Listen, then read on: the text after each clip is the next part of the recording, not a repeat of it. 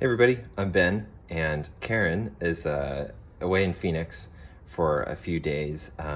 Oddly enough, I'm here at home, and it is snowing in Greenville, South Carolina. So we just had a huge snow day yesterday, and while Karen is seeing giant cacti, I am enjoying some fresh snow. But that's not why you're here. You're here because we're going to talk about comics and print media like we usually do. And this was such a cool find for me personally. So the comic that we're going to talk about is this Ray Bradbury short story adapted by Mike Mignola. And Ray Bradbury is one of my favorite authors. He's the reason why I read today, probably. I encountered Fahrenheit 451 in 6th grade and the Martian Chronicles as well, and they just blew my mind. I love his work, his writing, and he does a lot of short stories. And I think this was, I haven't heard any commentary from Mike about this, but I think Mike does a lot of short stories with Hellboy. And I think this was done by Mike and published in '93. Hellboy came out in '94.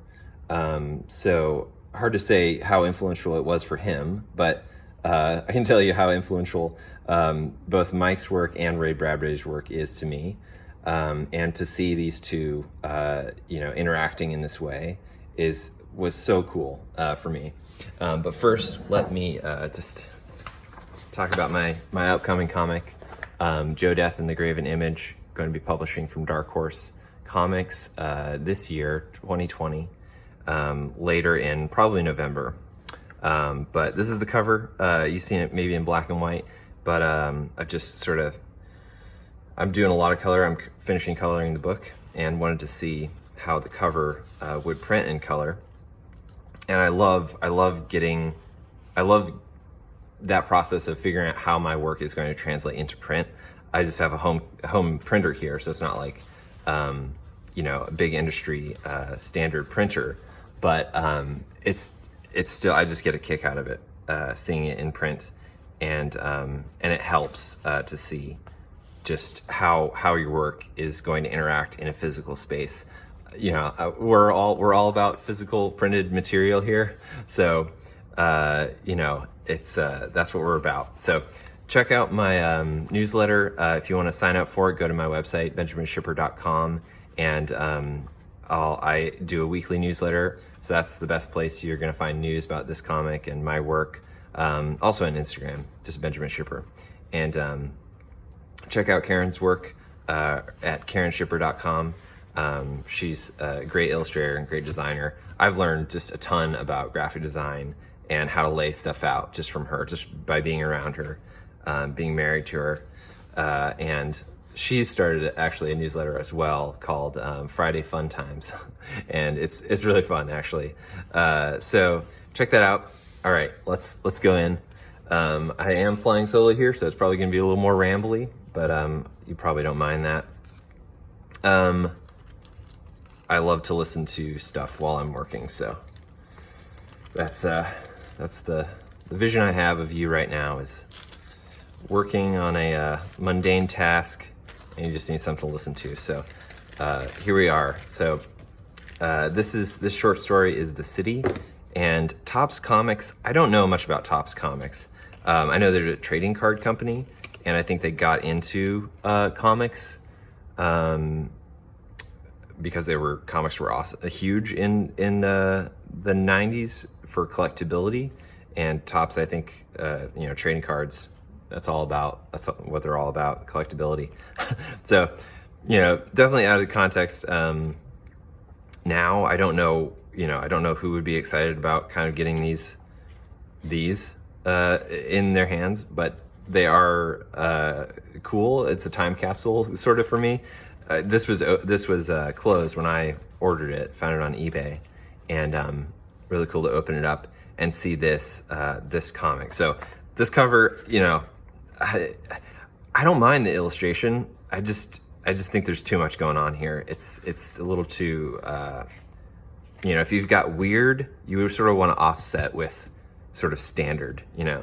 This is surrealist kind of stuff. So no need to get too crazy with the with the title. All right, let's go in. So, a little introduction by Ray. I don't know if this was, I think it might have been written at the time, but no call outs to the artist or anything, sort of Ray talking about what these stories were. There's two stories, The City and The Usher 2. We're just going to talk about the first one because Mike's work is awesome. And while, I don't know the other artists on the other one, it's not remarkable. Let's just say that. So Ray's talking about the story. Would have liked for him to talk about the art and the interaction of his work with Mike, but we can always, if wishes were fishes, we'd all be full of fish oil. So this isn't 93. This is before Hellboy. Mike Mignola is still going by Michael Mignola at this time. And even though it's here, Mike Mignola. So, no, it has a little profile of Mike here. No mention of Hellboy because this is before. But just, stellar artwork graphically. So I'm going to try to keep this short, but I'm going to go off on a tangent, which is talking about poetry, talking about poeticism in visual culture, image making, and also language. So Ray Bradbury is poetic. He is a poet, I would say, even though he's writing prose novels. Mike Mignola, for my lights, is also poetic. He is, even though he's doing comics, his comics are poetic. Visually, and also, poetry is, I'm an amateur here talking about literary criticism or poetry, but there is a vein of poetic sensibilities that go throughout Ray's work and also Mike's work in the juxtaposition of images and words and I would say mystery. So in a lot of Mike's work, he'll have images that are just juxtaposed together, and it's illustrative of an environment, of a mood, of an emotion. This is poetic sensibility, in my opinion, and this is why if you're a fan of the Hellboy movies, I think they're fine for what they are. They're just not Hellboy in the comic, and they're not representative of Mike's work because I don't think that Hollywood understands poeticism. I think they see Hellboy as a superhero character or even an anti-superhero character, but it still kind of follows in that vein whenever the wheels start turning and they get that property of Mike's, and then they just turn it into the thing that they want to turn it into. They don't understand poetry, I think, and the mystery and not vagueness, but mystery. So, that's a tangent, but I think a really interesting aspect that is not really being talked about a lot. I'll read some of Ray's writing, just so you can kind of get that flavor of it. This is called The City, and the city waited 20,000 years. The planet moved through space, and the flowers of the fields grew up and fell away, and still the city waited. And the rivers of the planet rose and waned and turned to dust. Still the city waited. It was on a summer afternoon in the middle of the 20,000th year that the city ceased waiting. And just real absent, the city is a character, if you hadn't noticed already. But, I just love seeing Mike's architecture, his juxtaposition of shapes that just, that just work. So a rocket comes down. This city is waiting for something, 20,000 years. And we get it's a lot of narration, which is necessary because the city, it doesn't talk like a human, it doesn't talk like a person. And this is pretty much word for word for the story, especially the dialogue. I don't think any dialogue has changed. But the captain's sort of calling his men out to come check out the city, see what they found. The city opens secret nostrils, fire, odor, the scent of a fallen meteor, hot metal. A ship has come from another world, the brass smell, the dusty fire smell of burned powder, sulfur, and rocket brimstone. So this is what I mean about poetry. Rocket brimstone, I don't think that's a thing. I don't know too much about rockets, but just this juxtaposition of words that Ray is using in the English language, the dusty fire smell of burned powder, sulfur, and rocket brimstone. He doesn't need to have a degree in rocket science to write this, which I think is wonderful. He's just going. His work is always going at a really fast clip, and he'll write, I think, without a lot of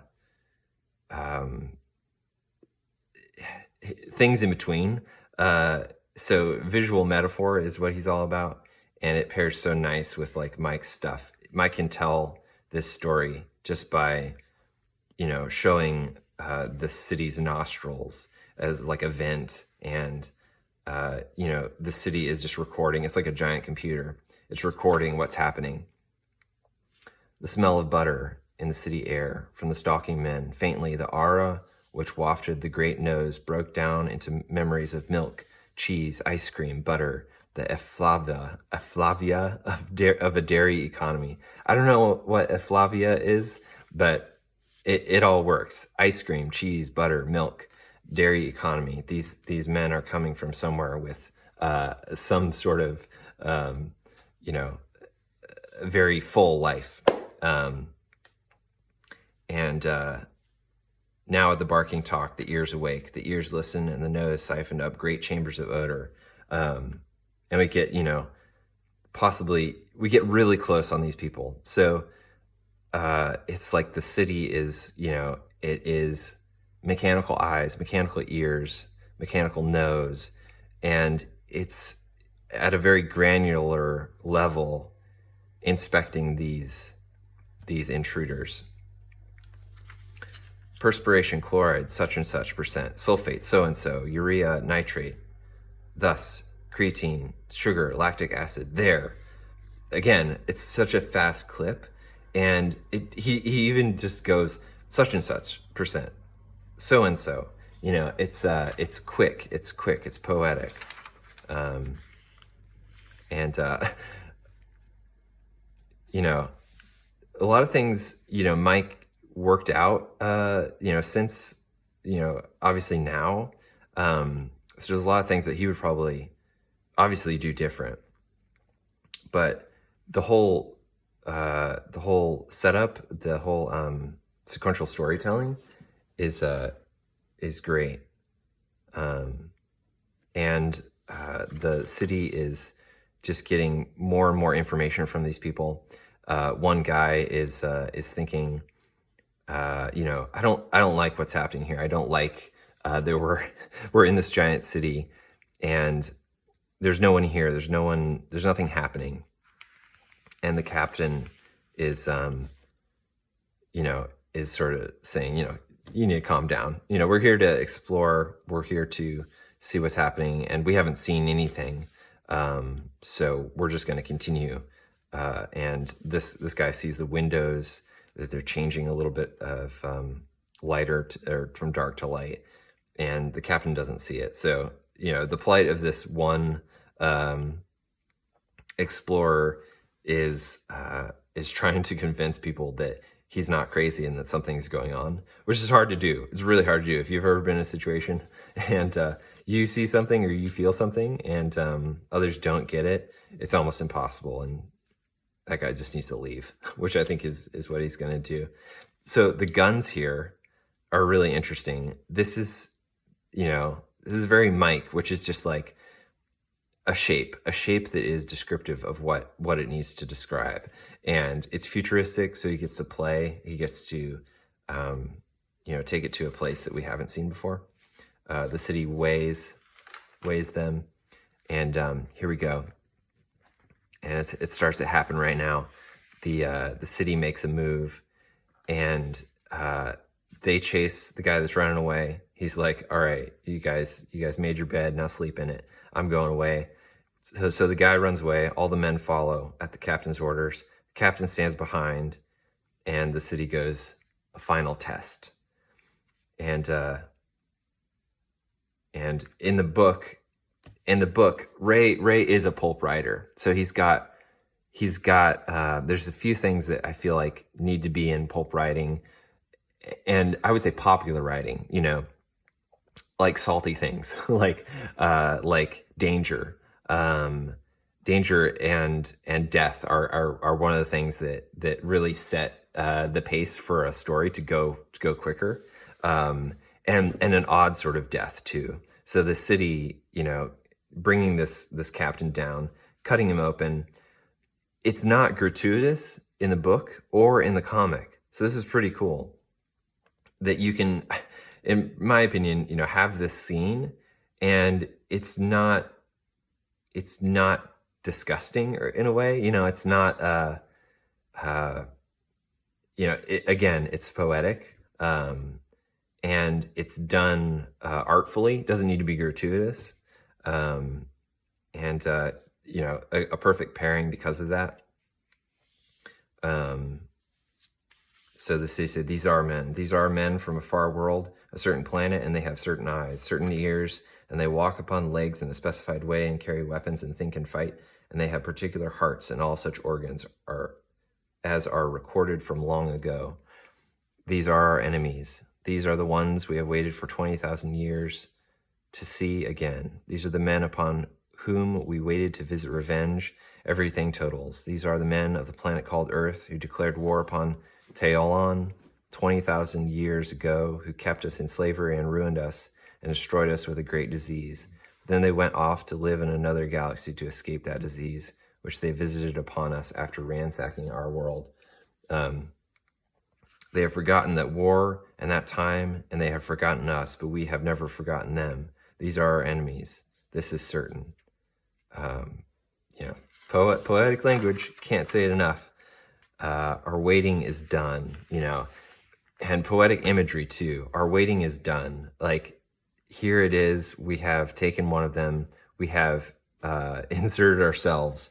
The city has put in itself. It has removed the organs of this captain, and it has inserted its own thinking mind, a computer, and it pops up to confront the soldier that ran away, and he fires on that soldier, and all the guys are like, "Whoa, this is weird." And he explains to them what happens, what has happened, who he is now. He is no longer a man. He is the city. He says, "I've waited 200 centuries. I've waited for the sons of the suns to return." Who built me? The city. The men who died built me. The old race who once lived here, the people whom the earth men left to die of a terrible disease with no cure. And the men of that old race, dreaming of the day when earth men might return, built this city, and the name of this city was and is Revenge, upon the planet of darkness, near the shore of the sea of centuries, by the mountains of the dead. So this, again, he just spins off into poetry. It's not materialistic. This is a spiritual mindset. This is a poetic frame that he's spinning off into. So he'll start with something like facts and figures, but he'll go into poetry. He'll go into mystery. He'll go into sort of a spiritual place instead of material by this line. And the name of this city was and is Revenge, upon the planet of darkness, near the shore of the sea of centuries, by the mountains of the dead. You know, it's symbolic. It's poetry. At long last you've come. Those men have been dead 200 centuries, but they have left a city here to welcome you.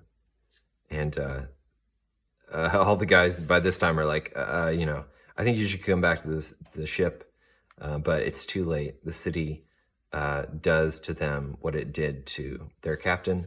And, it again, poetic imagery, it's iconographic. We've seen these blades before. So we have that icon in our mind that's a blade. We've seen, we know what red is. We know what these little dots are. We know what blood is. 12 men or however many men are descending into this thing. We know what's happening, right? We don't need to see it all. We know what happened because we've seen it before to one individual.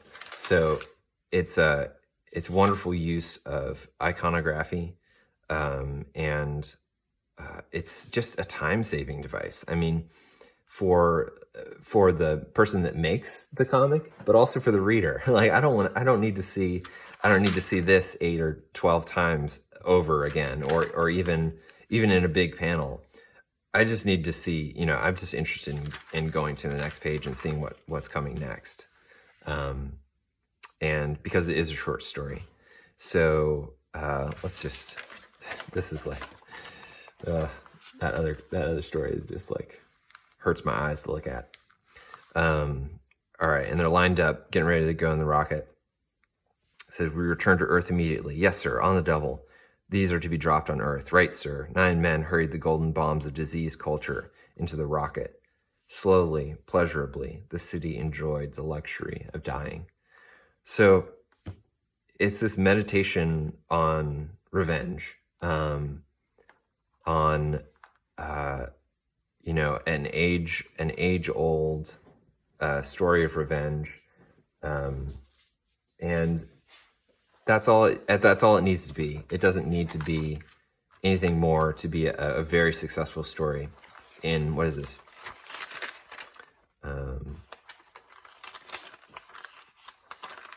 10 pages, so super cool. I don't know. I feel like I could talk for a lot of different directions, but that's probably enough. And this personally was very influential. I think it got me started thinking about short stories. I had Ray's work before, but seeing this sort of adaptive work was really helpful for me. I would love to see, I don't often say this, because Ray's work is so poetic, it's really hard to do, I think. And I think Mike is the only one I've seen do it well. But, if you're a comic artist and you're wanting to write, you're wanting to develop your own things, I would look at Ray Bradbury's work. This is a collection called The Illustrated Man, which I love. But there's more, The October Country. There's a lot of other collections. And it would be an awesome exercise to go through, pick one, and try to illustrate that, and really try to lean into the poetry of what he's writing, lean into how to communicate visually through icons and less graphic, if that's more of your interest. It certainly is mine.